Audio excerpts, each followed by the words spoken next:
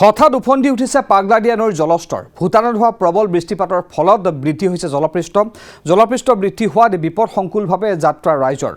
কান্ধত নিবলগীয়া হৈছে মটৰচাইকেল আৰু কুমাৰীকাটা বাগানপাৰা সংযোগী পথৰ এটা দৃশ্য আমি দেখুৱাবলৈ লৈছোঁ। দেখিবলৈ পাইছে তামুলপুৰ জিলাৰ এটা দৃশ্য।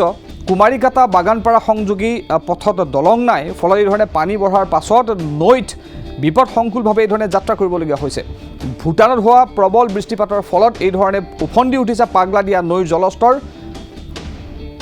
স্থানীয় ৰাইজে কি ধৰণে যাত্ৰা কৰিবলগীয়া হৈছে চাওক। কান্ধত মটৰচাইকেল তুলি নৈ পাৰ হৈছে লোকসকলে।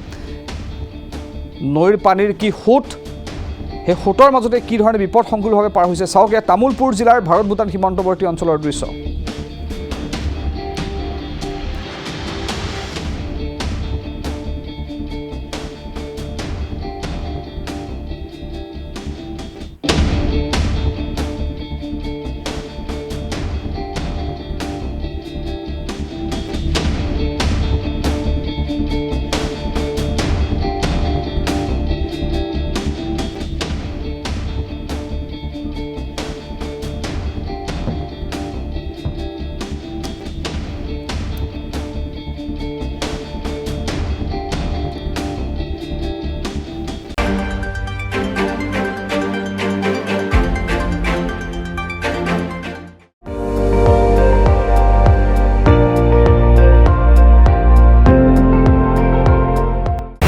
আপুনি চাই আছে ND24 সৰ্বশ্ৰেষ্ঠ নহয় সৰ্বোত্তমৰ দৌৰত।